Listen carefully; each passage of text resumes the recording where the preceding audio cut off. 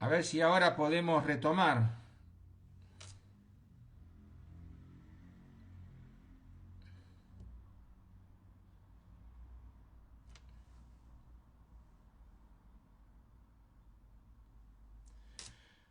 A ver si ahora podemos retomar la conexión. Fue imposible contactarnos con el almirante. A ver. Está contactándose, pero la llamada se rechaza y puede entrar por Facebook. A ver si ahora puede entrar. Ahora se está Ahí está, conectando, parece. Ahora ahí está, sí, por ahí te fin, veo. por fin se hizo la luz. Sí, La ¿qué tal? tecnología a veces falla, pero bueno, lo Sí, importante es que ya estamos. sí, Bienvenido, querido almirante, y le muchas decía a los que gracias. nos estaban escuchando que realmente es un orgullo y estaba muy ansioso por poder hacer esta entrevista y quizás es por esta ansiedad que se generó esta falla técnica. ¿Por qué Sí, no nos cuenta un An- poco más su historia de cómo sí, fue sí, todo su derrotero en nuestra Armada Argentina?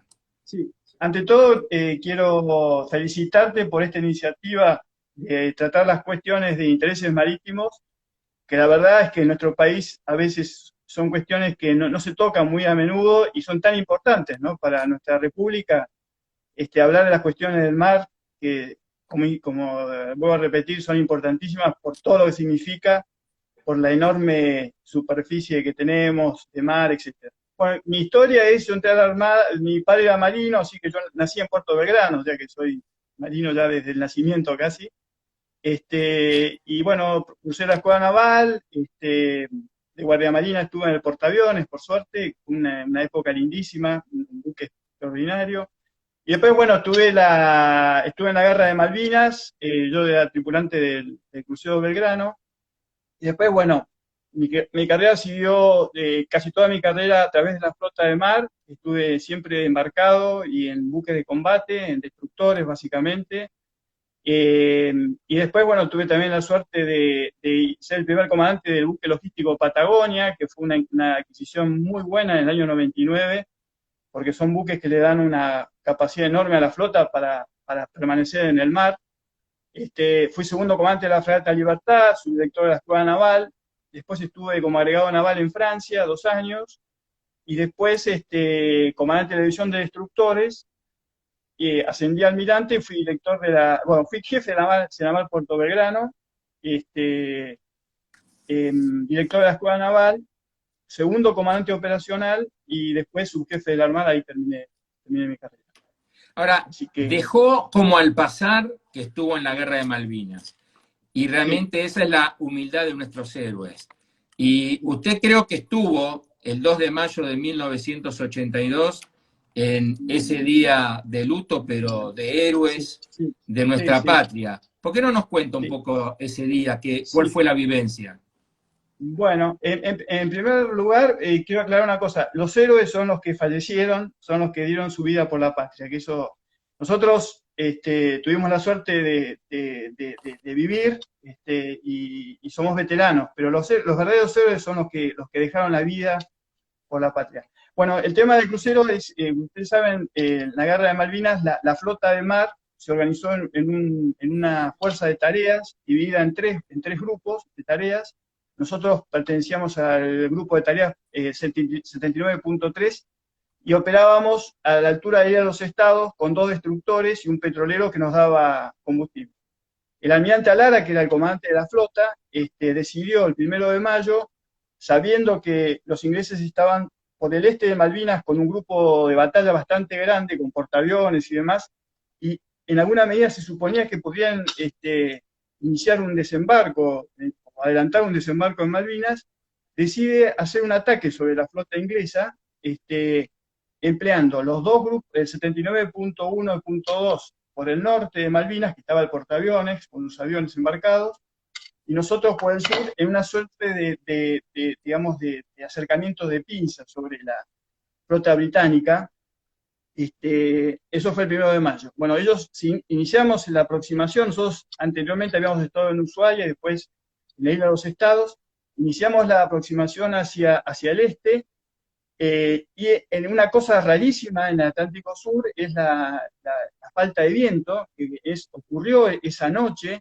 O sea, el portaaviones lanzó su avión explorador, que era un tracker, un avión submarino, detectó la flota británica y en la aproximación eh, no había viento para poder catapultar los aviones con bombas. Los aviones ya estaban amunicionados, estaban listos a ser catapultados, pero cuando vuelve el tracker de su exploración, habiendo detectado la flota, y habiendo sido seguido por 2 aviones Harrier que habían mandado los portaaviones ingleses, medio como que se había develado dónde estaba el portaaviones, que era un arma fundamental para ellos para destruirla, ¿no es cierto? Entonces, como nos seguíamos acercando hacia la flota británica y no había viento para hacer el lanzamiento de los aviones y hacer un ataque aeronaval en principio y después atacarlos con misiles, el almirante decide contramarchar, porque ya estaban bastante próximos, para esperar una mejor oportunidad. A nosotros nos ordenan volver hacia el oeste, y ahí fue cuando el 2 de mayo a las 4:30 de la tarde nos ataca el submarino nuclear Conqueror de ataque, y bueno, nos hunden con todo lo consabido, ¿no es cierto? Bueno, el hundimiento fue una cosa importante, digamos, recibimos 2 torpedos, uno en el centro, otro en la proa, y el buque rápidamente comenzó a hundirse y el comandante, como vio que no había posibilidades de salvarlo, ordenó el abandono. Después supimos más tarde que el submarino lanzó 3 torpedos de corrida recta, porque una cosa que también nos enteramos más tarde, ellos también tenían sus dificultades técnicas y no les funcionaban correctamente los Tigerfish, que eran unos torpedos filoguiados similares a los que teníamos nosotros en estos submarinos. No les funcionaba bien, entonces decidieron lanzar torpedos viejos de la Segunda Guerra Mundial con mayor carga explosiva, para lo cual tuvieron que acercarse mucho más al buque para el lanzamiento. Bueno, después sobrevino una vez en las balsas, toda la supervivencia, nos agarró ya se estaba levantando un temporal muy fuerte del oeste, como es en esa zona del noroeste, que sopla permanentemente, y en el Drake, donde nos hundimos con 3.000 y pico de metros de profundidad, el mar arbola mucho, y bueno, eso en una noche nos corrió 60 millas hacia el sudeste, digamos, hacia la Antártida. Con lo cual, eso que fue el motivo por el cual les costó encontrarnos, porque desde el punto de hundimiento, que aproximadamente lo sabían, habíamos desplazado 60 millas al sudeste, con lo cual los aviones, el Neptune, que fue el avión que nos detectó, les costó la maniobra de detección, ¿no es cierto? Ahí ocurrió una cosa importante porque le quedaba muy poca autonomía en el área, y el comandante y el jefe de operaciones le dice: señor comandante, mire que nos queda muy poco tiempo en este lugar, si no nos llegamos a Río Grande, que era la base, ¿no es cierto? Le dije: bueno, ¿cuánto nos queda? 10 minutos. Bueno, hagamos 5 minutos hacia el sudeste y nos volvemos. A los 5 minutos apareció la primera balsa, y ahí, bueno, sobrevolaron un poco, vieron que había varias y volvieron, y ahí, bueno, ahí Gracias a después Dios. vinieron los... Gracias a Dios el Gracias a Dios. rescate. Bueno, y Sí, si casi no, no... después, Sí. sí, sí. No, digo que suerte que nos encontraron en esa oportunidad, porque ya se estaba poniendo bastante complicado por el frío que hacía, etcétera, ¿no es cierto? Así que, Bueno, fue importante. han pasado casi 40 años de esto, Sí, y hace 40 años podíamos hablar de una flota de la Marina, y sí, hoy, según la información pública que hay, para defender nuestros 6.500.000 kilómetros cuadrados de territorio azul, como le llamo, dicen que no hay más de 3 naves operativas. ¿Esto es cierto? ¿No es cierto? ¿Nos puede comentar algo? Siempre hablando de opiniones personales, sin incorporar la opinión de la institución, ¿no?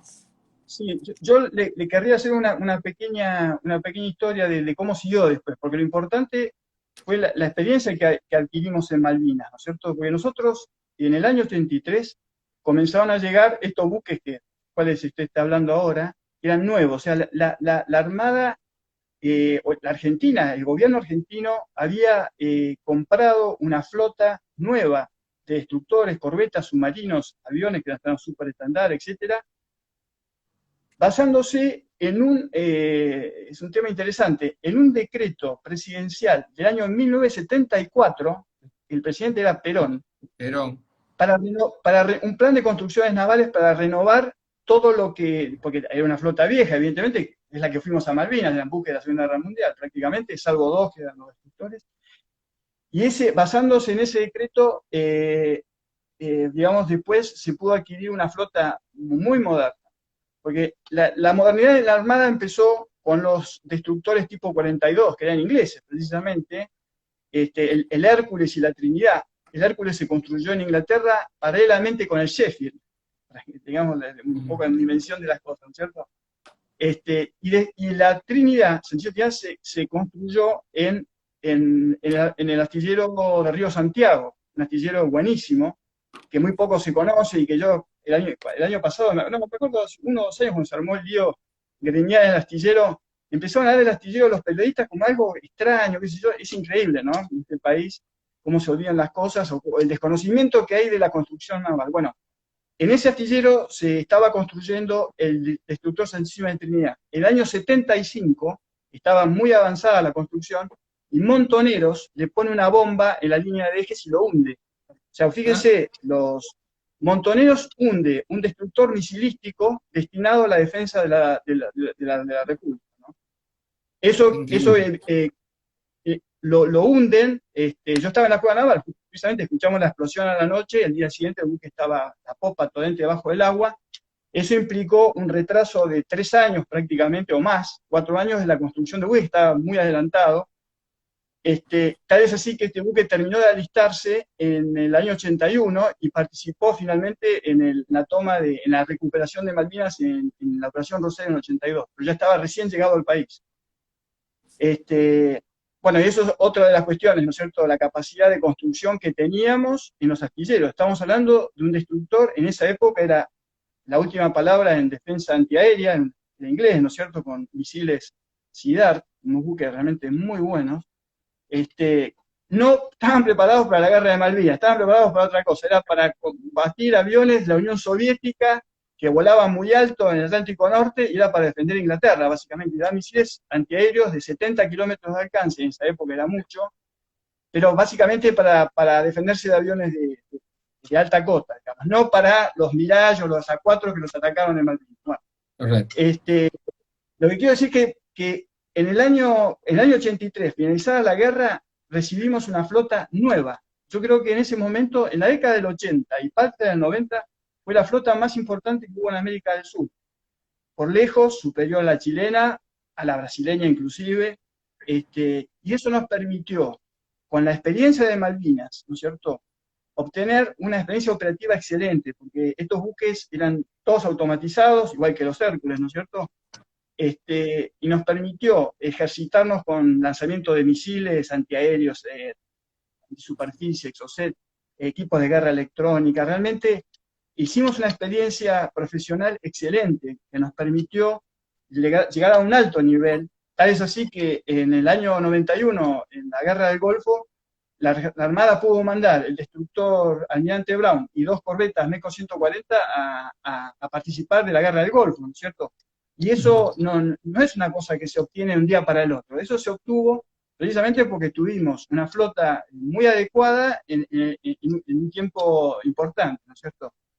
Y viendo un poco a lo que usted comenta, Carlos, evidentemente mantener una flota con ese nivel relativo que tuvimos en la década del 80 y parte de la del 90, hasta fines del 90, diría yo, porque realmente se operó muchísimo en esa época, siempre con dificultades y con limitaciones de combustible, etcétera, etcétera. Pero el incentivo tecnológico que tenía la Armada era excelente, y eso permitió generar oficiales muy calificados, muy entrenados, etcétera, etcétera. Igual que los submarinos, que en ese momento eran nuevos, los San Juan y Santa Cruz, también llegaron en esa época, en la década del 80, Super Estandar. O sea, digamos, teníamos una armada realmente muy buena, muy buena. ¿Qué pasa? El problema es un problema político, ¿no es cierto? Finalmente, un país como el nuestro, yo creo que estoy convencido que necesita tener una armada y una flota realmente muy importante, pero muy importante, por lo que usted comentaba, por los enormes espacios marítimos que nosotros pretendemos custodiar, más allá del conflicto abierto que hay con Gran Bretaña, pero bueno, eso ya es un tema que no nos vamos a ir a una guerra nueva con Gran Bretaña, pero sí tenemos que tener una flota importante, porque tenemos todo nuestro, y tenemos la Antártida también. Y nosotros no sabemos en el futuro qué va a pasar en la Antártida. No lo sabemos, nadie lo sabe. Ah, Nuestro sector antártico coincide, el que pretendemos coincide con el chileno y con el inglés, nada más ni nada menos. Entonces, nosotros para poder negociar, para poder, tenemos que tener un respaldo. Eso es que es una realidad. una mayor presencia argentina en nuestros Absolutamente. mares le hace inviable económicamente al Reino Unido estar en Malvinas. Es decir, si nosotros le dejamos el terreno libre con una canoa, ellos solucionan todo el problema. Pero si Por nosotros supuesto. generamos presencia, a ellos económicamente se les dificulta y es una forma de negociación también. Exactamente, sí, sí, sí. Pero además, porque nosotros necesitamos custodiar los espacios marítimos que son gigantes, ahora con la extensión de la plataforma que se ha hecho, realmente la superficie es gigantesca, o sea, casi 1.700.000 kilómetros cuadrados más se han agregado.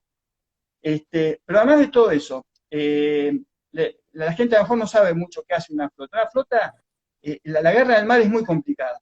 Los conflictos en el mar son muy complicados. Y necesitan mucho adiestramiento, necesitan estar en el mar.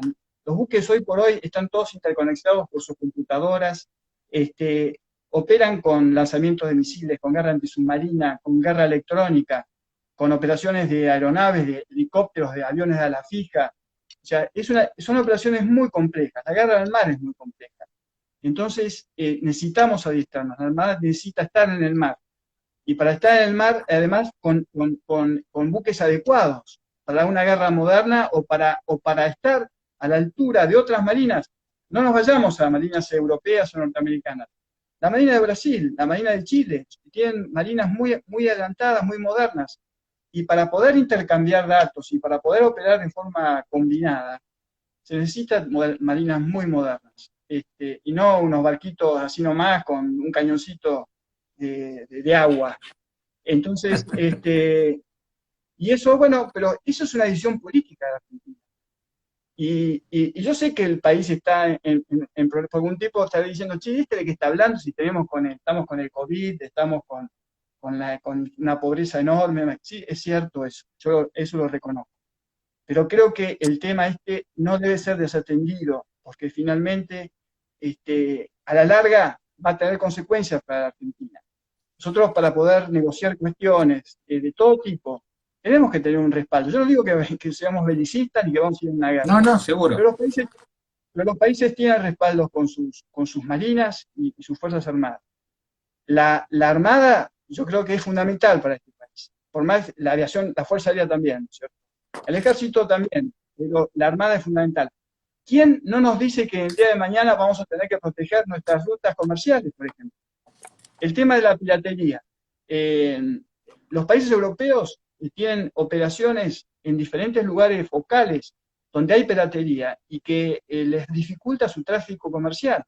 Nosotros tenemos todas nuestras exportaciones van por buque, a China, van a la India, van a un montón de lugares y pasan por esos lugares. En el tema Y de nosotros no piratería sabemos. usted tuvo experiencia, ¿no?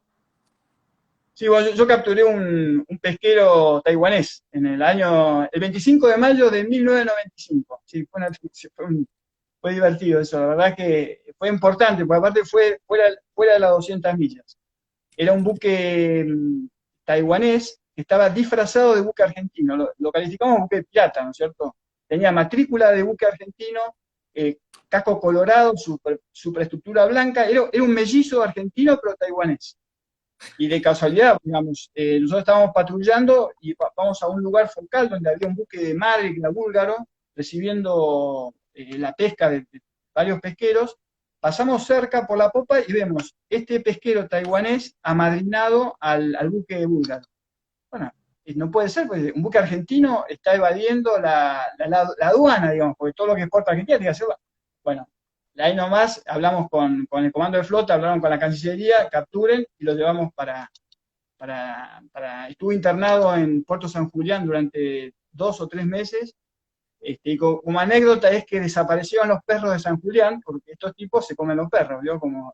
Así como comen murciélagos, Sí, vemos todo el tiempo ahora, comen perros, así que empezaron a haber falto de perros en San Julián, y era que los estaban comiendo. qué increíble. Este, Bueno, sí, para ir terminando, Almirante, porque ya, si bien perdimos unos minutos que los vamos a ganar ahora, pero sí, ya vamos sí, terminando, me gustaría, ya hablamos de la capacidad técnica que tenía la Argentina y que la sigue manteniendo a pesar de lo sí, ocioso que tenemos hoy la industria naval, pero sí, nosotros tenemos empresas de tecnología de avanzada como INVAP. ¿INVAP tiene relación exactamente, con la Marina, con la ingeniería sí, naval? absolutamente. Yo cuando fui subjefe, digamos, me empeñé en un convenio con INVAP para modernizar todos los sistemas de combate de los destructores, corbetas y submarinos. Hicimos un trabajo extraordinario a lo largo de 2 años y medio. Este, el jefe de los ingenieros de INVAP es era el jefe que fabrica los satélites. Bueno, ese hombre estaba a cargo de todo el grupo, que eran como 15 o 20 ingenieros de INVAP, trabajando para hacer los equipos de guerra electrónica, los radares de control tiro, los radares de búsqueda, todo el equipamiento electrónico. Se llegó a un grado de maduración muy importante, pero como siempre, la cosa quedó en stand-by por falta de recursos, que ese es el problema, digamos. Quedó en Por el eso cajón. digo, Los proyectos están, pero están en el cajón. Hay que sacarlos. hay que sacarlos, y la Argentina, no le quepa la duda que con sus ingenieros navales tiene capacidad de construir buques. Ninguna duda que sí. Y es un tema que es un desafío que tiene que tomar la Argentina. Es fundamental hacerlo. Bueno, mi estimado Este, Almirante, hay algunos mensajes que están mandando que dicen que a pesar de su humildad, igualmente el pueblo argentino lo considera héroe también. Muchas gracias. Este, Como para ir terminando, ¿por qué no nos da algún mensaje en relación a esto que estamos planteando de la necesidad de mirar al mar como fuente de trabajo, de divisas, de alimentos, de energía, de desarrollo de nuestro pueblo? Sí, bueno, un poco resumiendo todo lo que hablamos, o sea, digamos, el mar es una fuente enorme de recursos. Sabemos que hoy, por ejemplo, se exporta más por la pesca que por la carne vacuna. Entonces, necesitamos que la Argentina tome conciencia del enorme potencial que tienen los espacios marítimos, y para eso tenemos que estar ahí. Para eso tenemos que construir buques, de construir más pesqueros, tenemos que construir buques mercantes, inclusive. Nosotros teníamos una flota mercante, que yo sé que, como todas las cosas argentinas, hay muchas dificultades, a veces gremiales, de faltas de cuestiones, pero muchos países tienen sus propias flotas mercantes. Nosotros exportamos. Casi todas las exportaciones salen por buque. Entonces necesitamos tener una mirada muy especial a las cuestiones del mar y de los espacios marítimos. Yo espero que, así como se dice, la patria se hizo a caballo, pero también la patria se hizo en el mar. No nos olvidemos del combate de Montevideo, donde Brown El vence a la, 8-14. a la flota española, y sin ese vencimiento, a lo mejor San Martín no podía cruzar la cordillera. Entonces, Efectivamente. la parte se hizo a caballo, sí, parte, pero también se hizo arriba de los buques. Bueno, ya el general Belgrano decía que los recursos de la patria productiva van de la mano de la patria navegante. Y Correcto. nosotros Y hemos sí, abandonado esa patria navegante. ¿Mm? Así que y bueno, tanta razón. le agradezco muchísimo, le mando un fuerte abrazo, realmente le reitero que fue un orgullo haberlo entrevistado y vamos a seguir en contacto para hacer otras nuevas entrevistas prontamente si usted nos acompaña. Sí, con mucho gusto. Un fuerte abrazo y muchas gracias y felicitaciones. Gracias, hasta luego. Adiós. Bueno, espero que les haya gustado, que hayamos aprendido un poco más, nos hayamos informado un poco más y tomemos conciencia que una nueva República Argentina es posible si la miramos desde una visión distinta. Les recuerdo que nos sigan por YouTube en Argentina Azul, por Facebook, estamos ahora en Proyecto Argentina Azul, y así pueden revivir esta entrevista y todas las entrevistas que hacemos. Nos encontramos la próxima semana, esperemos sin problemas técnicos, acá en este ciclo de entrevistas que llamamos Estrategia Argentina, Nueva Visión, el Mar. Chao, hasta el jueves.